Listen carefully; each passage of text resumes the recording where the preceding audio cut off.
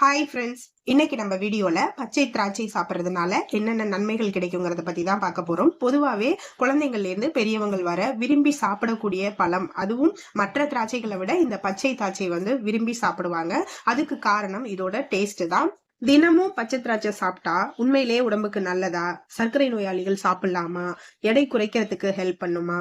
Skin glow ஆகுமா? இதெல்லாம் பத்தி தான் இந்த வீடியோல ஃபுல்லா நம்ம பார்க்க போறோம். ஸோ வீடியோவை ஃபுல்லா பாருங்க. பச்சை திராட்சையில vitamin C, vitamin K, potassium, fibre, powerful antioxidant அதிக அளவுல இருக்கு. குறிப்பா இந்த பச்சை திராட்சையில 80% வாட்டர் கண்டென்ட் தான் அதிகமா இருக்கு. அதே மாதிரி இது லோ கலோரி ஃப்ரூட்டும் கூட. நீங்க ஒரு நாளைக்கு ஒரு கப் எடுத்துக்கலாம். பச்சை திராட்சையில இருக்கக்கூடிய பவர்ஃபுல் ஆன்டி ஆக்சிடென்ட் நம்மளோட இதயத்தை பாதுகாக்கிறதுக்கு ஹெல்ப் பண்ணுது. இது என்ன பண்ணும் அப்படின்னு பாத்தீங்கன்னா, நம்மளோட ரத்த நாளங்களை பிளெக்சிபிளா வைக்கிறதுக்கு ஹெல்ப் பண்ணும்.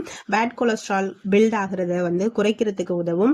பிளட் சர்க்குலேஷனை இம்ப்ரூவ் பண்றதுக்கு ஹெல்ப் பண்ணுது. இதனால நம்மளுக்கு ஹார்ட் அட்டாக் ரிஸ்க் குறையும். ஆனா ஒரு முக்கியமான விஷயம் என்னன்னா, ரெகுலர் பேலன்ஸ்டு டயட்டோட சேர்த்து மாடரேட்டா சாப்பிட்டாதான் நமக்கு பெனிஃபிட்ஸ் கிடைக்கும். டயபெட்டிக் பேஷண்ட் சாப்பிடலாமா? இந்த கேள்வி ரொம்ப முக்கியம். திராட்சையில நேச்சுரலாவே சுகர் இருக்கு. ஆனா சுகர் அதிகமாகும்னு பயப்பட வேண்டிய அவசியமே கிடையாது. ஆனா உண்மையிலேயே இதுல அதிகமா ஃபைபர் இருக்கு. கிளைசமிக் இன்டெக்ஸ் மாடரேட் ரேஞ்ச்ல தான் இருக்கு. அதனால டயபெட்டிக் பேஷண்ட் எம்டி ஸ்டமக்ல எடுத்துக்கிறத அவாய்ட் பண்ணிக்கணும். ஒரு கைப்பிடிக்கு மேல சாப்பிடக்கூடாது. மார்னிங் அல்லது ஆஃப்டர்நூன் எடுத்துக்கலாம். ஓவரா ஈட் பண்ணாதான் சுகர் ஸ்பைக் ஆகும். ஸோ அதிகமா சாப்பிட வேண்டாம். மற்றபடி இது ரொம்ப நல்லது தாங்க.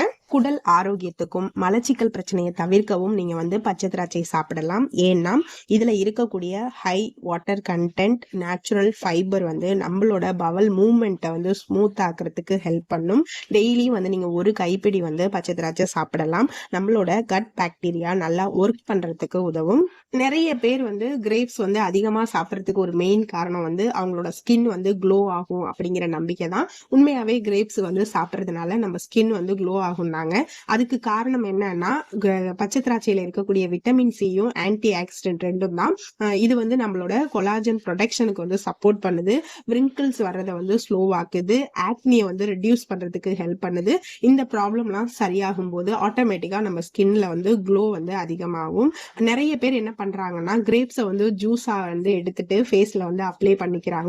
ஆனா நீங்க ஒரு நாளைக்கு ஒரு கைப்பிடி திராட்சை ரெகுலரா சாப்பிட்டாதாங்க நம்மளுக்கு ரியல் பெனிஃபிட்ஸே கிடைக்கும். ஸோ ஃபேஸுக்கு அப்ளை பண்றதை காட்டிலும் நீங்க டெய்லியும் கிரேப்ஸ் சாப்பிட்றத வழக்கமாக்கிக்கங்க. கண்டிப்பா அது உங்களோட ஸ்கின்னுக்கு ரொம்ப நல்லது. ஏன்னா இதுல விட்டமின் சியும் இருக்கு, ஆன்டி ஆக்சிடென்ட் அதிகமா இருக்கு. திராட்சை சாப்பிட்றதுனால நம்மளோட ரத்த ஓட்டத்தை